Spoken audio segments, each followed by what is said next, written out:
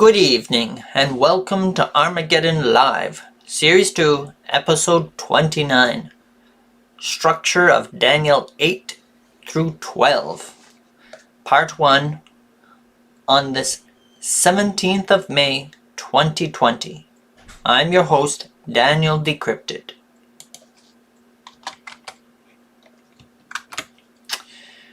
So, this is a part 1 because I did not get everything done that I needed to do, as usual. So, I guess we'll jump into this. Yesterday I showed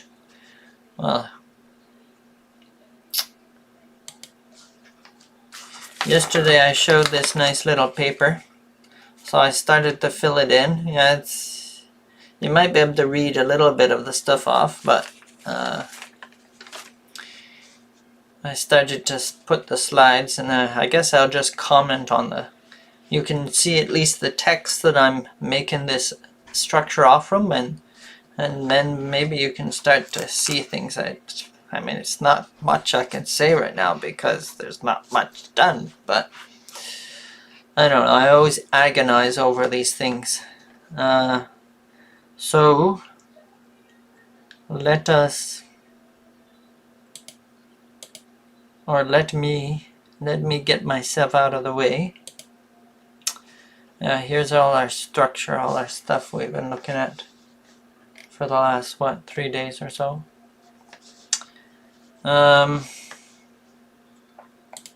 But what I want to show you is, yes, you're getting blocked. Let's see.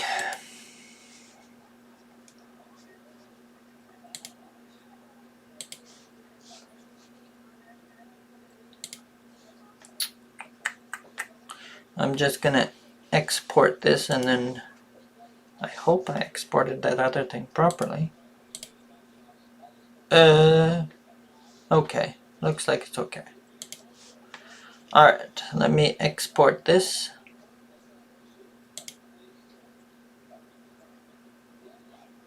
No, that's okay.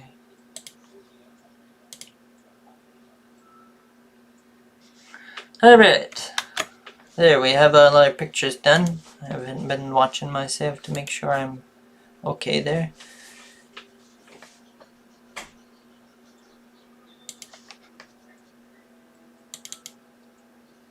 Oh no, did I?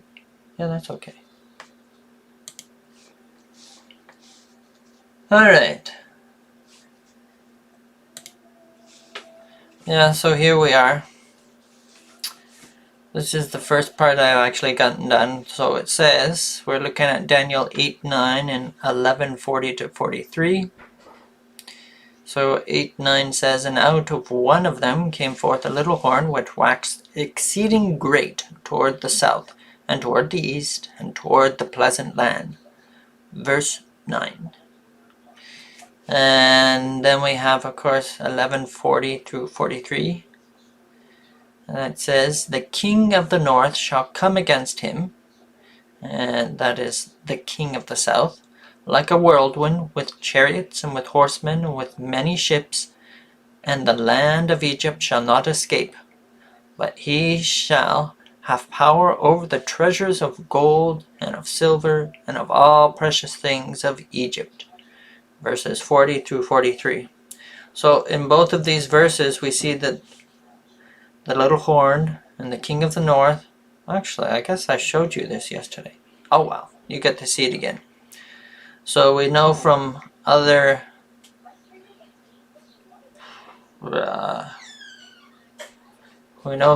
things that the little horn is actually the king of the north. So yes, it's a king of the north attacking the south, or king of the south. And that is, of course, historically that would be Egypt, the land of Egypt. Because what we're dealing with, at least in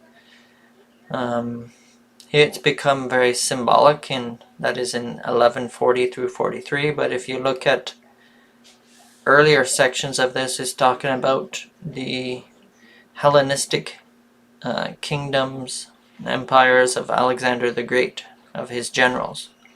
So what we're dealing with here is the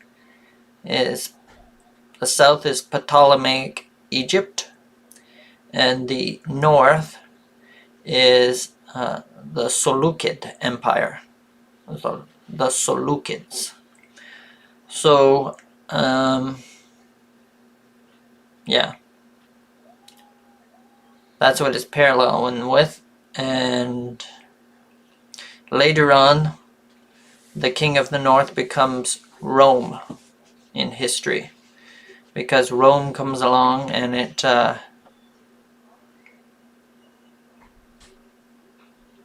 yeah, because in you look at chapter 8 and there's actually 4 different.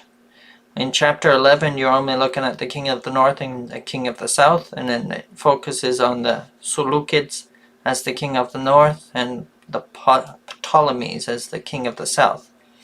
But in chapter 8 there's actually 4 different kingdoms that are being looked at, and in that case the king of the north is Egypt, is Rome, and he comes out of the it's because Alexander's empire splits into 4 at one point, and the point that's being talked about here is when there are 3 that are of the original of the generals, and there's 1 that's the Pleasant Land, or the Hellenic Jews. And at that time, the 3 of the original of Alexander's generals that exist are Ptolemy, Seleucid, and the kingdom of Macedonia. And when Rome starts to take apart Greece, or take apart Alexander's generals' kingdoms, he starts in Macedonia. So he becomes, in that system, Macedonia is the north, Seleucid is the east, Ptolemy is the south, and the Hellenic Jews, or Hellenized Jews, are the west. So Rome comes and it attacks Macedonia first, so it becomes the new king of the north, and then it starts attacking the others. Ptolemy, Seleucid, and also the Jewish kingdom, which is the Hasmoneans. Alright, so anyway, there's more than you needed to know. What you needed to see was the parallel, and you saw that last time, and so I know it.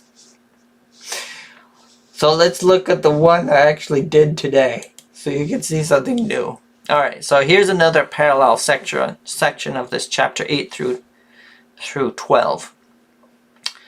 This is 8, 13, and 14, and 9, 24 through 27. So 8, 13, and 14 says, Then I heard one saint speaking, and another saint said unto that certain saint which spake, How long shall be the vision concerning the daily sacrifice and the transgression of desolation, to give both the sanctuary and the host to be trodden under foot? And he said unto me, Unto 2,300 days. Then shall the sanctuary be cleansed. Verses 13 and 14. And if we look at chapter 9, 23 through 27, or 9, 24 through 27, I should say, then there's actually 3 important verses. The first is verse 24. 70 weeks are determined upon thy people and upon thy holy city to finish the transgression and to make an end of sins and to make reconciliation for iniquity. And that's verse 24. And the people of the prince that shall come shall destroy the city and the sanctuary, and the end thereof shall be with a flood. And unto the end of the war desolations are determined. And for the overspreading of abominations he shall make it desolate, even until the consummation, and that determined shall be poured upon the desolate. Oh. Yeah, I think I'm missing a verse there. A word. that determined shall be poured upon the desolate. Yes, the upon is missing there.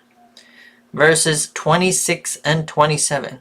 So if you look at this, the transgression of desolation, which is part of this 2300 day prophecy, is actually the 70 weeks prophecy. So this is something that I've tried to make plain to others, is that if the 70 weeks prophecy is 490 years, then it forces, this connection here forces the 2300 days to be 2300 years. Now most people want to shut their eyes to this fact and say, it doesn't exist. I'm an ostrich and my head is buried in the ground and it can't exist. I won't look at it.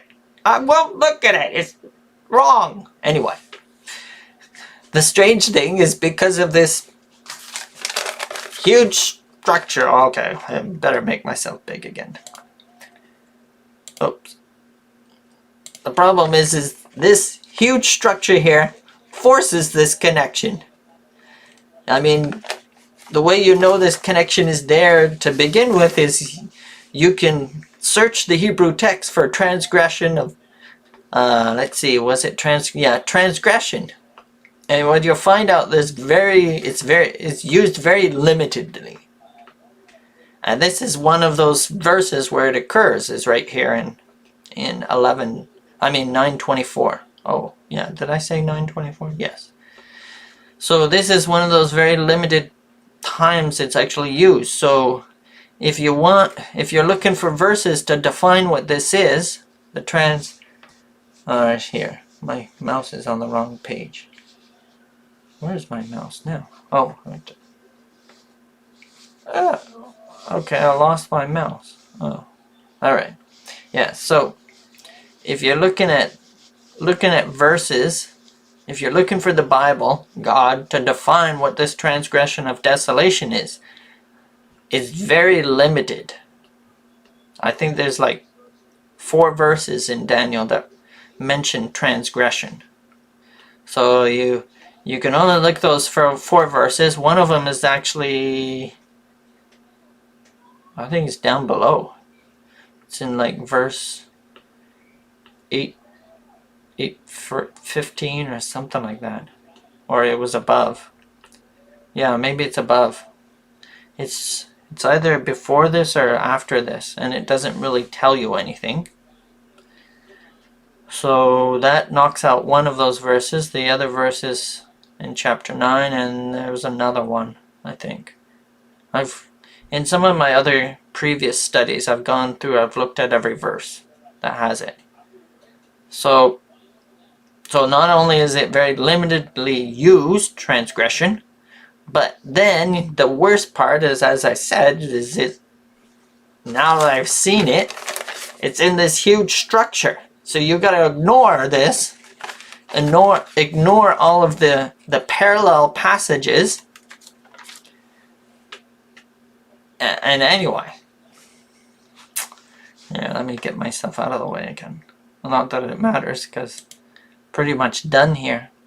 But so you get to see this connection here. Notice, of course, that transgression, sins, iniquities repeated 3 times. Desolation, desolate is repeated 3 times. There's all of these strangeness that occur in Daniel that unless you look at it closely, you're not going to see all of them. But there's too much strangeness there. You've got to be blind to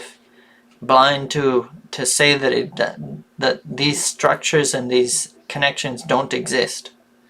You got to be an ostrich sticking your head in the sand. Anyway, obviously, from my nice little paper, I have a lot more connections, a lot more parallels to go through. So we'll probably be doing this for a couple days. And then I'll build the final structure, and we'll see the final thing. But of course, I mean, there's still so much. There's actually a lot of background stuff I need to go through too. But I mean, this is just showing a structure. So I guess I guess it's not a bad thing for me to be showing this thing right now.